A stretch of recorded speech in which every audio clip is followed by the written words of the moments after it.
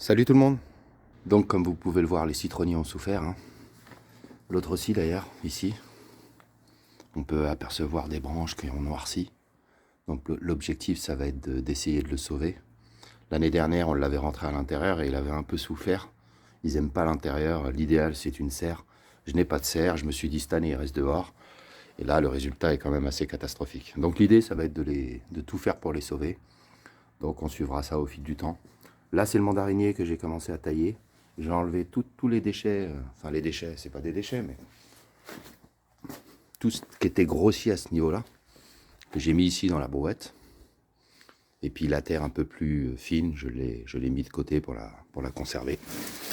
Celle-là, elle ira au compost. Donc là, je vais lui rajouter un terreau spécial agrumes.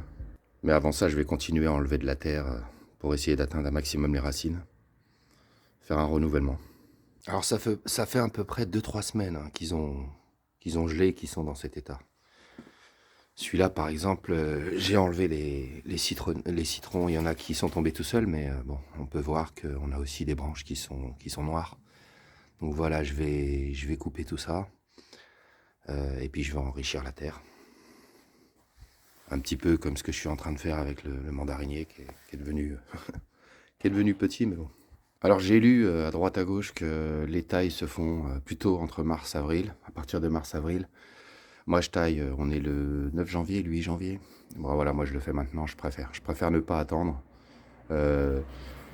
Lui donner un maximum de chances de repartir en fait. Alors je sais pas vraiment où je vais parce qu'il y a très peu de vidéos ou de... C'est assez flou, les gens qui foirent leur truc ne montrent pas trop les choses. Moi j'ai envie de montrer les choses. C'est pas mon domaine de toute façon, hein. C'est un kiff, hein. Alors on est très conscient que on n'est pas du tout dans un coin où citronnier et mandarinier s'éclatent, hein. Ça serait plus en Amérique du Sud qui serait idéalement à leur place. Mais voilà, c'est un délire en fait. Donc on va essayer de voir tout ça ensemble.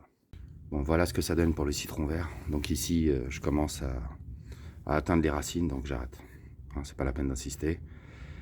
Donc le mandarinier, pareil, hein, je me suis arrêté dès que je commence à sentir les racines. Donc voilà, là je vais blinder après. Donc là je vais m'occuper du troisième, qui est là. Voilà, il va finir comme lui. Voilà. Au niveau de la brouette, après le mandarinier et le citron vert, ça donne ça. Alors un truc qui est rassurant, c'est qu'à l'endroit où j'ai coupé, on n'est pas sur du noir. Ça aurait été noir, ça aurait voulu dire que là c'était foutu quoi. On est plutôt sur du jaune-vert. Donc ça c'est plutôt la bonne nouvelle parce que de ce que j'ai lu, il faut plutôt que ce soit vert quoi. Donc on est peut-être entre deux quoi. Peut-être on verra de toute façon. On va suivre tout ça. Un autre truc qui est rassurant aussi, c'est l'odeur. Ça sent le citron. Donc ça aussi c'est une bonne chose. Donc on va voir. Donc voilà. Là, je suis en train d'enlever la terre. Toujours le même principe, hein. Je fais 2 tas distincts. La prochaine étape, ce sera de libérer la brouette. Donc voilà, je vais composter. Ici, c'est la partie qui est la plus fine. Et puis avec la fourche, je déplace à chaque fois. Donc cette partie-là, je vais la mettre là. Voilà, je vais faire ça comme ça à la main. Je ne casse pas la tête. Voilà, il y a des épines, hein. Ouais. Et puis la terre un peu plus fine, je vais la mettre là directement dans le carré. Qui est pas fini, mais qui commence à être vraiment bien rempli.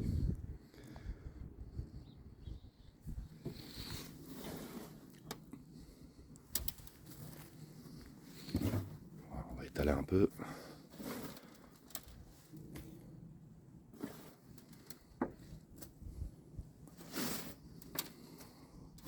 Je peux très bien mettre un petit coup de râteau vite fait derrière, hein. On va essayer d'en mettre un peu partout. Bon, là, il n'y a pas d'épines. Un petit peu là-bas. Ça nourrira un peu, hein. Là-dedans, je mets tout ce que je peux, hein.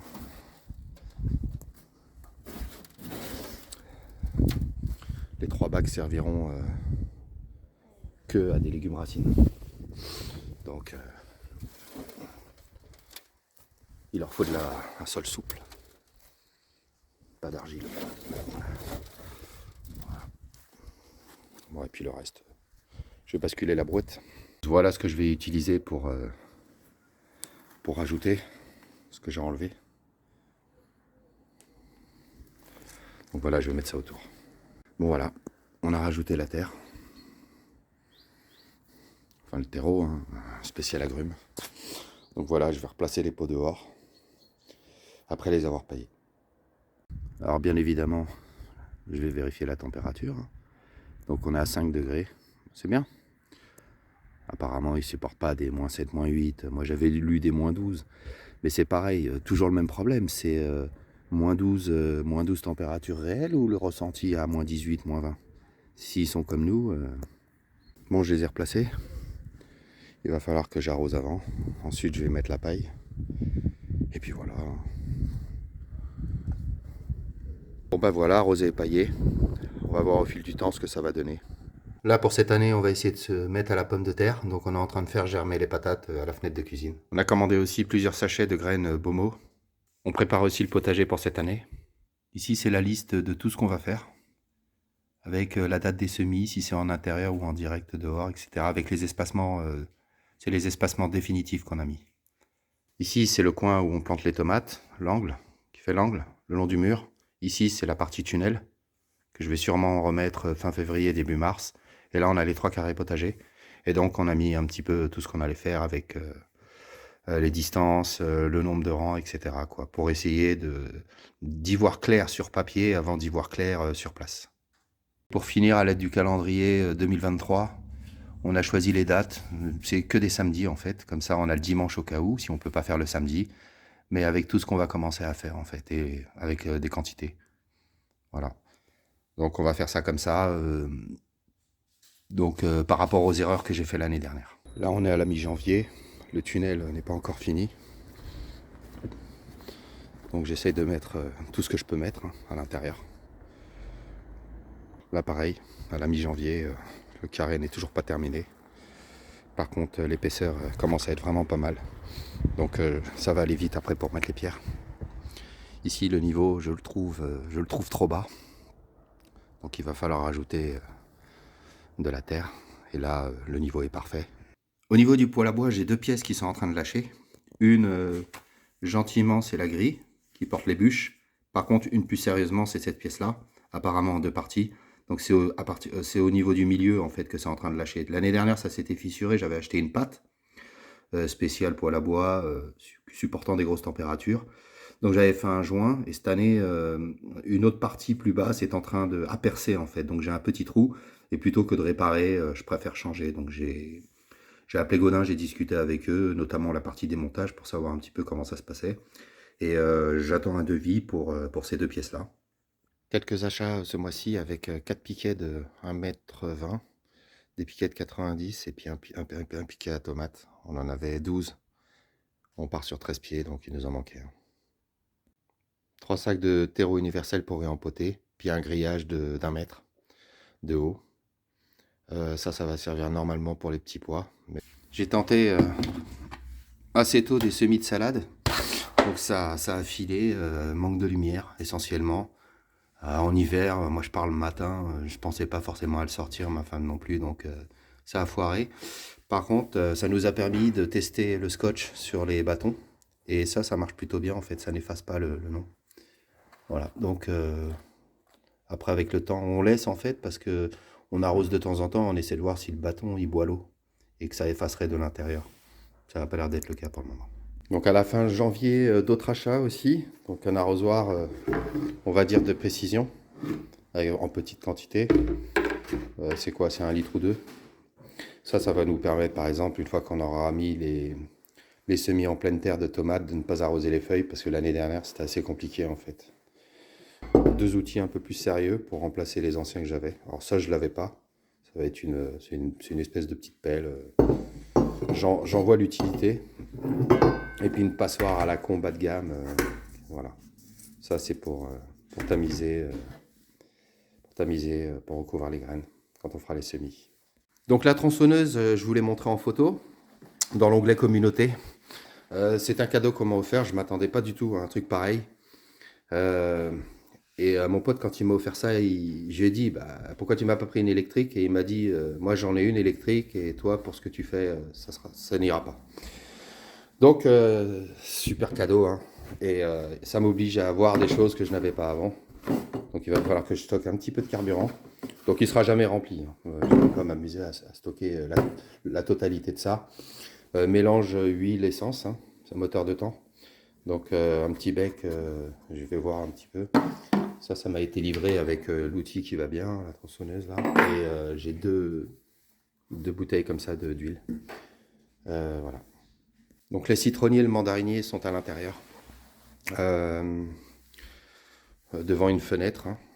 Et bon, bah, pour l'instant, il n'y a pas d'évolution plus que ça. Dès que les températures dehors seront un peu plus clémentes, ils ressortiront dehors. Donc on les arrose de temps en temps. On voit que celui-là, il baigne un peu dans l'eau.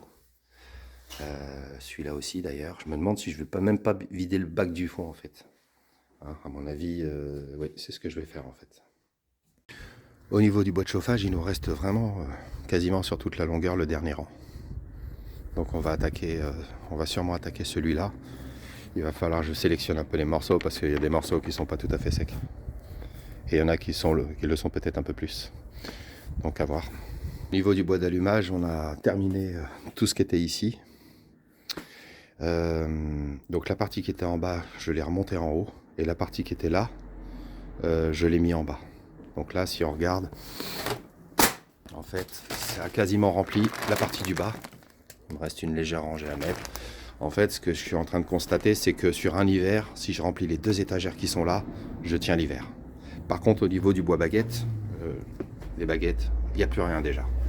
J'avais déjà commencé une 3e cagette ici, mais en pensant que ça allait être pour l'année prochaine. Finalement, ça sera pour cette année, hein. Donc j'en avais fait 6 comme ça, plus une, celle qui est par terre là, qui fait le double de ça, hein. Elles sont là les autres, et puis j'en ai mis une sur le côté là. Donc 7, on va dire 7 petites comme ça là, comme cela. Donc ce ne sera pas suffisant. Alors le double, je pense que ça ferait de trop. Mais peut-être 11-12, voilà. 11-12. Donc à moi de trouver le moyen pour faire ça pour l'hiver prochain. Là pour l'instant, j'ai pas rebâtonné quoi que ce soit. Je vais taper ces 2 cagettes là. Et puis la dernière qui est la Diablo. Pour l'année prochaine aussi, on pourra utiliser ce bois là, hein. Donc j'ai tout mis dans ces cagettes. Voilà, j'ai rempli le plus possible. Donc ça sera pour l'année prochaine. Comme cette année, comme cet hiver, on commencera d'abord à utiliser ce bois là. Et après on utilisera celui-là, quoi. Enfin celui du bas, hein. Celui-là normalement, ce qui restera atterrira en bas et je referai du bois que je stockerai en haut. Et on commencera par allumer en bas. Alors ça, je vous l'avais montré à la mi-juillet, à la mi-janvier. J'avais fait une séquence. Je crois que je vous l'avais montré. Donc j'ai pas bâché, j'ai pas paillé, parce que je n'ai plus de paille à disposition. Donc je vais essayer de m'arranger avec le voisin pour qu'il me file toutes ces tontes d'herbe, parce que lui il tond assez souvent et il fait pas de potager, donc il stocke ça à côté, là, sur son terrain, dans un coin. Donc je vais m'arranger avec lui pour qu'on trouve une solution. Donc j'ai mis un peu de fumier de cheval là-dessus que j'ai acheté en sac. Ça c'est bien ça. Voilà. Bon voilà, il va falloir que je remonte un peu le niveau. J'attends que le temps soit plus sec pour retrier de la terre. Et puis là pareil, hein. Je rajoute, dès que je peux, je rajoute. Tout ce que je peux mettre, je le mets, quoi. Voilà. Les 2 pierres, c'est parce que cette année je compte mettre 2 pieds d'artichaut. Et en y regardant de plus près, c'est des racines de 60 cm. Je n'ai pas 60 cm. Donc je vais me concentrer parce qu'apparemment c'est des racines qui ne s'étalent pas, qui sont assez droites. Donc je vais creuser à 60 cm déjà pour vérifier que la fosse septique, il n'y a aucun tubage qui passe par là. Si c'est bon, ils iront là. Si c'est pas bon, il faudra que je change. Faut que je m'en occupe assez vite d'ailleurs. Enfin, j'ai encore un peu de temps. Alors ici pareil, ça a été nourri au fumier de cheval là aussi. Par contre ici je suis pas content de la, comment ça s'appelle, de la taille. C'est un peu trop bas. Donc pareil, même principe, quand la terre elle sera un peu plus sec, je mettrai des coups à l'intérieur, j'écarterai un peu et puis j'étalerai de la terre. Et je ferai un mélange mais très, très rapide au râteau. Voilà. Et puis ce carré là, toujours pas fini. J'attends que la terre soit sec pour commencer à trier, etc. Donc pas mal de choses à l'intérieur, hein. Tout ce qui traîne, tout ce que je peux mettre, je le mets. Mais non, c'est pas mal. Et puis là, donc je pense que on mettra petit pois ici. Et puis là-bas, on mettra haricots verts. Et là, tout ce qui est écorce, j'ai commencé tout doucement à la casser. Je fais ça de temps en temps et puis j'étale. L'idée, c'est de voir un petit peu comment ça va se décomposer en fait. Le temps que ça va prendre, etc. Et si ça me convient, avec le temps, je pense étaler tout ça autour pour me faire un sol. Voilà, pour me faire un sol, pour éviter de passer la tondeuse à cet endroit-là. Je fais un petit essai tout doucement. Ça va s'agrandir comme ça va s'agrandir. Ah, ça c'est ce qui me reste de paille, il me reste juste ce sac-là. Je vous souhaite une bonne année au passage. Bon, tout le bois est bâché, hein. Alors c'est des bâches qui vont se dépioter, ça je le sais avec le temps. Donc tout doucement je vais le remplacer. Je vais les remplacer par des bâches sérieuses. Ouais, avec le vent ça bouge, c'est chiant quoi. Mais bon, je vais m'en occuper après. Voilà, et puis je mets les palettes par-dessus que j'ai découpées. Ce coin-là, je vais le modifier, je pense. Dès que je vais être chaud en fait, je vais commencer à m'occuper de tout ça, je vais le découper et je vais remplir des cagettes. Hein, ça sera sûrement pour, bon, peut-être pas pour l'année prochaine parce qu'il a pris l'eau ce bois là, donc peut-être le laisser sécher au sec une année. Mais je vais débarrasser tout ce coin là et à la place je vais mettre des palettes et je vais faire le même système de stockage qu'ici et là, c'est-à-dire sur à peine 1 mètre, tout le long là, ici. Et je mettrai ces bâches là, c'est du 280 au mètre carré, c'est de la bâche lourde, c'est pas mal. Normalement cela devrait me durer quelques années. Voilà, j'en ai 2 pour le moment. C'est difficile de trouver des bâches moins longues parce qu'elles font 1,50 m. Alors ça me va parce que moi je stocke sur 1 mètre. Donc les 50 qui dépassent, je fais dépasser un peu de vent et puis derrière ça continue. Mais pour là-bas, ça me fait chier parce que c'est des bâches qui sont assez chères. Je n'ai pas les. C'est des bâches de 6 mètres il me semble. Ouais, j'ai pas 6 mètres et j'ai pas envie de faire une ligne. Je veux avoir accès au carré potager à plusieurs endroits en fait. Là-bas, là, le fond, donc bon, à réfléchir. Mais c'est difficile à trouver des 280 sur de la petite taille. Et dès que plus on monte en grammes, plus les tailles sont grandes quoi. Ouais, bah, ça fait les cons.